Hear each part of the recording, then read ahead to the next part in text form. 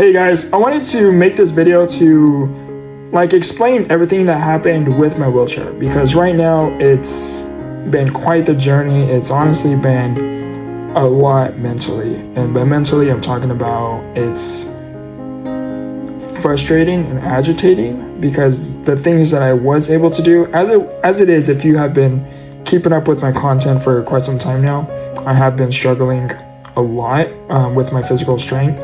So to have this unfortunate event happen with my wheelchair is taking a much bigger toll on me, where it's really taking its toll. I wanted to explain in this video about everything that's going on. So what happened is last Sunday I got into my wheelchair and I went on with my normal routine. I raised my chair up, elevated my chair up so I can put my hands over the sink. I can freshen up, brush my teeth, and go along with my normal routine. Get a cup of water in the fridge, and I'm able to do my normal daily routines. So I elevate my wheelchair all the way up. So by elevate my wheelchair, I'm talking about my wheelchair has a special feature where I am able to elevate my wheelchair higher so I can become more eye level to the average individual around me. So it helps with, again, putting my hands in the sink. It helps with me reaching light switches. It helps with me getting a cup of water from the fridge. It helps me a lot with my daily routine. So and that's what I mean by elevating my wheelchair, for those of you that don't know or never really seen me in person. And anyhow, so I went on my normal day and I elevated my wheelchair, and I'm going along my day with my normal routine. What happened is now my mom just got done making dinner, and as I came to lower my wheelchair so I can be at the table because we're sitting down, when I went to lower my chair buttons, it went a little bit and then it completely stopped. It malfunctioned. It's done that before in the past, and I will explain a bit more later in this video. But as I went to lower my chair, it stopped and it popped up in air, and I'm looking at my joystick handle and I'm looking at the code, and it's happened in the past. So what I just did what I normally do: turn off my wheelchair, kind of let it reset, turn it on, and it's still not working. So then I started messing around with some of the switches, some of the things that I've done in the past that has helped fix the problem, fix the issue in the past. And everything that I was doing, everything that I knew I could do, nothing was working. So now I became stuck at an elevated position. Well, the elevation part stopped working, and I have 4 functioning positions that I can do to elevate my feet, elevate my wheelchair, to sit higher, tilt my wheelchair, and I can also recline my back. So to put it simply, I have the feature to raise up so I can be at a more eye level to the average individual, and it also helps me with light switches, putting my hands in the sink, and a lot of other daily tasks or things that require an individual to reach higher things. And so I have that feature, and I also have a feature that tilts. By tilting, I mean I can sit in my chair and I can completely tilt my chair back where I can get pressure off of my back, so I'm not constantly sitting up like I am currently doing now. And I have a third feature, which is where I can recline my back, just my back piece alone, and I can completely recline it back so I can stretch, and again to also relieve pressure from my back. And I have a fourth feature where I am able to elevate. I am able to pick up my feet so I can stretch my legs, and I'm not constantly at a sitting position for so long. So I have a lot of these different functions for my wheelchair. And the main 2 that I use completely stopped working, which is the elevation part, so I can put my hands in the sink, reach light switches, get a cup of water from the fridge, and I even elevate my wheelchair a little bit to help me with the computer. And that alone has been a very big challenge. A lot of stuff has been a really big challenge. And so the main two switches that I use, which is the elevation and the tilt, has been a completely, the tilt function is affecting my driving a little bit. And it's also causing me to sit more up because I'm at a recline a little bit. So I'm assed out with that. So what happened is, back to the beginning, is I got up, did my normal routine, and my chair wouldn't go down. To cut everything short, I was able to lower it a little bit, but to the point where once I lowered it to a certain position, it completely locked, that I couldn't do anything. My chair completely locked. I couldn't drive it. I couldn't utilize my other functions to help me get out of the situation or make my chair drivable. It was a very interesting experience. To cut everything short, I had to get into bed and I had to stay in bed, and because it's Sunday, there's nothing that anyone can do because the wheelchair shop is closed. So first thing in the morning, my mom calls up. My mom handles like the medical side of my stuff, because I already have. She handles the medical, and I handle like the finances and all the other stuff.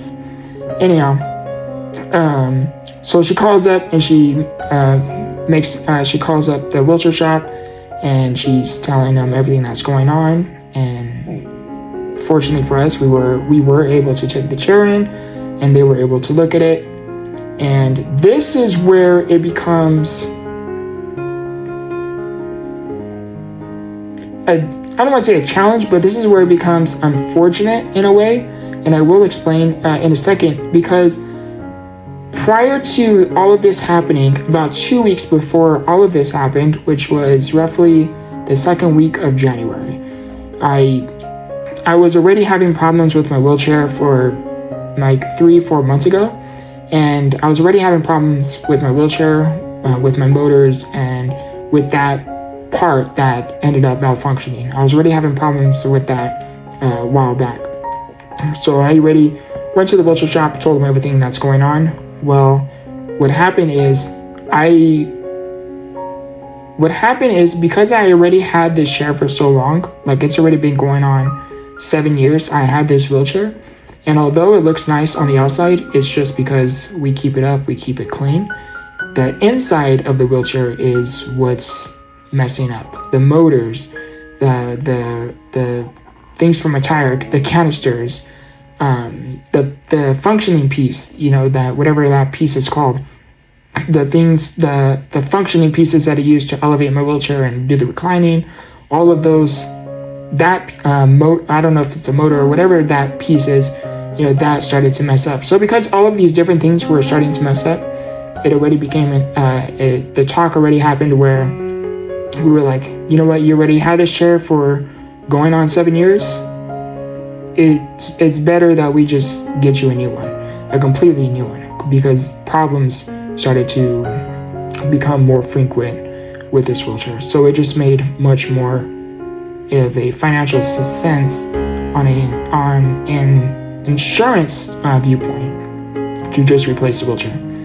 So fast forward, so that talk already happened several months ago, but because of the holidays and everything that was going on, we just pushed it back a little bit. So we finally had a conversation to get a new wheelchair 2 weeks ago, 2 weeks of January, 2 weeks in of January, and that talk was already happened. So back to what I was saying, how it's a both fortunate and unfortunate event, is because this new wheelchair already is in the works, and I am currently waiting on getting a new one. They won't touch anything to do with this one. So because of this problem happened, I am asked out of getting this piece replaced because I am getting a new one. So this is where the issue is. So if the new wheelchair wasn't in the work, and if I were to just say, you know what, forget the new wheelchair, we will just order this part, right? It's not as simple as canceling the knee wheelchair and replacing this part. If I do so, then I'm gonna have to wait potentially later down the line to get a new one, simply because they replaced that one piece, if that makes sense. And so because there's a lot of different moving variables that goes on to this process, and because I'm getting a new one, the insurance, by they I'm talking about the insurance, they won't touch this wheelchair. So because of that, is normally when this would happen, because I had this part replaced several times since I had it over these 7 years, and 7 years is a long time, right? So I had this part replaced several times. I've always had, not always, but I have had problems with it in the past. So I am very familiar with the process. I am very familiar with the process. And so the thing is, where I was going with that is, if the new wheelchair wasn't in the works to replace that part and to get everything fixed, to get that part fixed and my wheelchair back to its normalcy, right? It would take roughly about a week, maybe 2 weeks tops. But because the new wheelchair is in the works, my new wheelchair is going to take roughly between 4 to 6 weeks. 8 weeks is pushing it, but 4 to 6 weeks is average. So now I'm in a position where I have to stay, where I kind of just have to tolerate and just go through the process until I get the new wheelchair. So I'm stuck like this for probably another 3 to 4 weeks, so about a whole month, and that doesn't sound like a long time, and it isn't, but it is. The thing that sucks most is my normal routine completely thrown off. That's not the big issue though. I having SMA and having things given to me and things taken from me, meaning, being able to pick up the drink, picking up a cup of water, to not being able to do it, by having these abilities to do certain things and the next day not being able to do those things. I've experienced, that's been my entire life, giving and taking. Again, back to my physical strength. I'm given the strength, and then strength is slowly being taken away from me. So all my life, I had to adapt to my environment. I had to adapt to life, to say the very least, right? But who doesn't, right? But where I was going at that is, although it doesn't sound like a long time that I have to be in this position, it's making a lot of things much more complicated. And because it's making things more, not so much just complicated, it's making, I feel more fatigued as the days go on. And by meaning that is because I'm not able to move my arms as much like I used to, because the way my chair is positioned, I'm not able to move them. I'm not able to utilize the functions to help me, position my chair to sit up better, or to move my upper body certain ways and move my arms certain ways. I'm not able to utilize those things. For example, picking up the weights, I can't do anymore. I can't even pick up a half a pound weight because of how my chair is positioned. It sucks. It really does suck. It's been a very mental struggle. A lot of my stuff has been a lot. Back to what I was saying is, putting my hands in the sink, brushing my teeth is. I've been struggling a little bit with it, but now it's I'm really struggling with it because I'm no longer able to elevate my chair. Getting a cup of water, that's a huge one. I drink water a lot throughout the day, and again, I have been struggling getting a cup of water, but now I am really struggling to get a cup of water. So my mom has been helping me with that a lot. And it's not so much that, like some of you may be thinking, well, how come you don't have like someone help you, with these things? And it's not so much that, it's again, back to what I was saying earlier, is being able to do something yesterday and waking up today not being able to do those things. It sucks. But to wake up and slowly see those things slipping away from you, you try your best to keep doing those things before it gets completely taken from you.